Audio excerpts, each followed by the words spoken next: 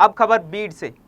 यहां महायुति में seat sharing पर बात बनती नजर नहीं आ रही है। रिपब्लिकन पार्टी ऑफ इंडिया के प्रमुख और केंद्रीय मंत्री रामदास अठावले ने महायुति में 18 सीटों की मांग की है। पप्पू कागदींसारख्या एकाने त्याला तिकीट त्या ठिकाणी मिळालं नाही। माननीय मोदी साहेबांनी मला मंत्री केलेला आहे, मोठी गोष्ट आहे। देशामध्ये आमचा पक्ष वाढतो आहे। नागालँडमध्ये माझ्या पक्षाचे 2 आमदार आहेत।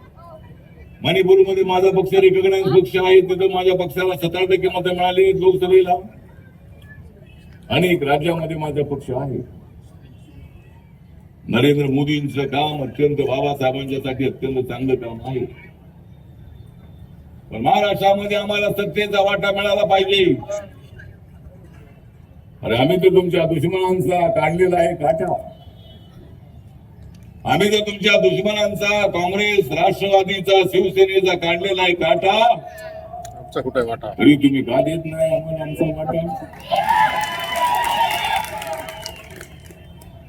आम्ही जास्त मागत नाही। आमची जेवढी ताकद आहे तेवढी ताकद आमची आहे म्हणून आम्ही मागतो। अजून एक केसच्या संबंधामध्ये विचार व्हायला हरकत नाही, जरी सिटिंग आमदार असलाही एका बाजूला सगळा समाज माझ्या पाठीशी उभा आहे, त्याचा विचार बीजेपीने करणं अत्यंत आवश्यक आहे। आणि मराठा समाजाला मी सांगतो की मराठा समाजाच्या पाठीशी आम्ही आहोत। या महाराष्ट्रामध्ये महार मांग मराठा मुसलमान जर आले एकत्र तर पूर्ण रचना केली,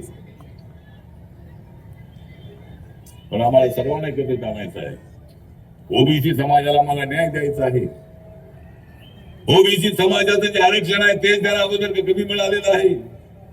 उन्होंने कहा कि बीड जिले की केज विधानसभा सीट जो आरक्षित है उस पर रिपब्लिकन पार्टी ऑफ इंडिया के युवा प्रदेश अध्यक्ष और बीड जिला अध्यक्ष पप्पू कागदे को उम्मीदवार बनाया जाना चाहिए।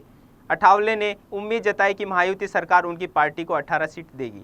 महाराष्ट्र के बीड जिले के दौरे पर पप्पू कागदे ने उनका स्वागत किया और आगामी चुनावों को लेकर चर्चा की।